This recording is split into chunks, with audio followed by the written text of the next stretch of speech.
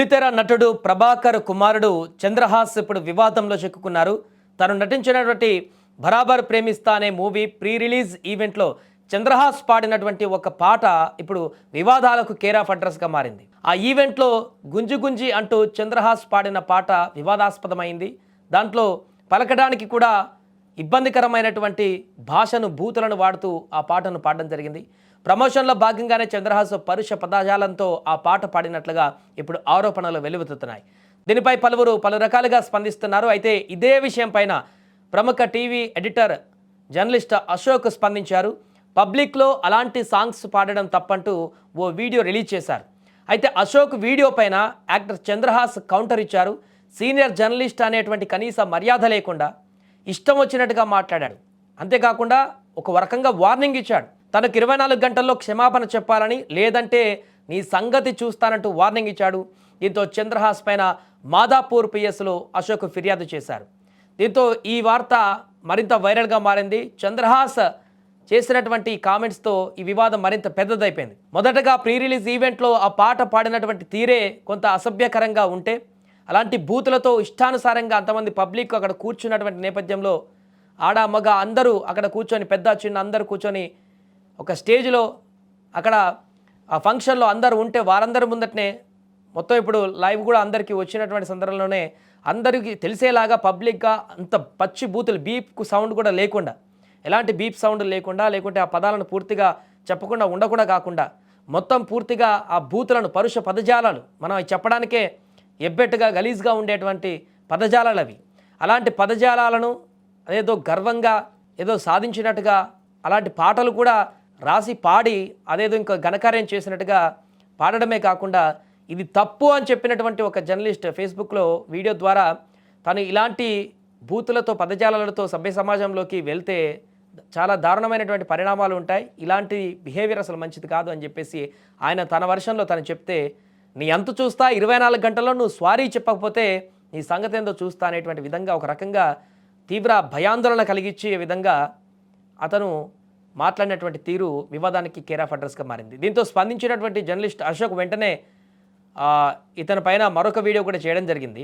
అక్కడ మాట్లాడినటువంటి మాటలు ఏంటి, నువ్వు ఇచ్చినటువంటి రిప్లై ఏంటి, రేపు పొద్దున నాకు చిన్న ఘాటు పడినా కూడా దానికి బాధ్యత నువ్వే అంటూ కూడా ఇప్పుడు చంద్రహాస్కి మరొక వీడియో కౌంటర్గా ఇవ్వడం జరిగింది. అంతేకాకుండా నిన్న రాత్రే మాదాపూర్ పిఎస్కి వెళ్ళి పోలీసుల కంప్లైంట్ ఇవ్వడం జరిగింది. ఆ వ్యక్తి చాలా దారుణమైనటువంటిగా బెదిరింపులకు పాల్పడుతున్నాడు, ఒక రకంగా చెప్పాలంటే 24 గంటలు అంతు చూస్తాడంటని చెప్పేసి ఆ రకంగా కంప్లైంట్ కూడా ఇవ్వడం జరిగింది. దీంతో కేసు నమోదైపోయింది. సో దీంతో ఏదో వైరల్ చేద్దాం అనుకున్నటువంటి సందర్భం కాస్త ఇప్పుడు కేసు వరకు వచ్చేసింది. అంతేకాకుండా సోషల్ మీడియాలో ఇప్పుడు తీవ్ర ట్రోల్ అవుతుంది ఆ పాట, దారుణంగా తిడుతున్నారు. ఆ కామెంట్లు చూస్తే అయితే ఒక్కరు కూడా ఆ పాటను సపోర్ట్ చేసినటువంటి వారు లేరు. చిన్న పెద్ద తేడా లేకుండా ఇంత పరుష పదజాలాలు, బూతులు అందరి ముందు పాడుతూ అదొక పాట అన్నట్టుగా, బూతులతో మాట్లాడడం ఒక పాట అన్నట్టుగా ఆ పాటను పాడడం ఎంతవరకు కరెక్ట్ అంటూ కూడా వాళ్ళు కూడా చాలామంది కామెంట్లలో తెలియజేస్తున్నారు. ఈ నేపథ్యంలో ఇప్పుడు ఇది పెద్ద కాంట్రవర్సీగా మారింది ఇండస్ట్రీలో. అశోక్ దీనికి సంబంధించి కేసు కూడా పెట్టడం జరిగింది పోలీస్ స్టేషన్లో. దానికి సంబంధించి వారు మాట్లాడినటువంటి మాటలు కూడా ఉన్నాయి, ఒకసారి విందాం. అతన్ని నిన్న ఏదైతే అతను కొత్త సినిమా రిలీజ్ బరాబర్ ప్రేమిస్తా సంథింగ్, దాంట్లో ఫంక్షన్లో స్టేజ్ మీద అత్యంత వల్గర్, సమాజం క్షమించని బూతు పదాలతో అతను వీడియో పెట్టాడు. నేను జర్నలిస్టులుగా కాదు, ఒక కామన్ మ్యాన్గా నేను స్పందించా.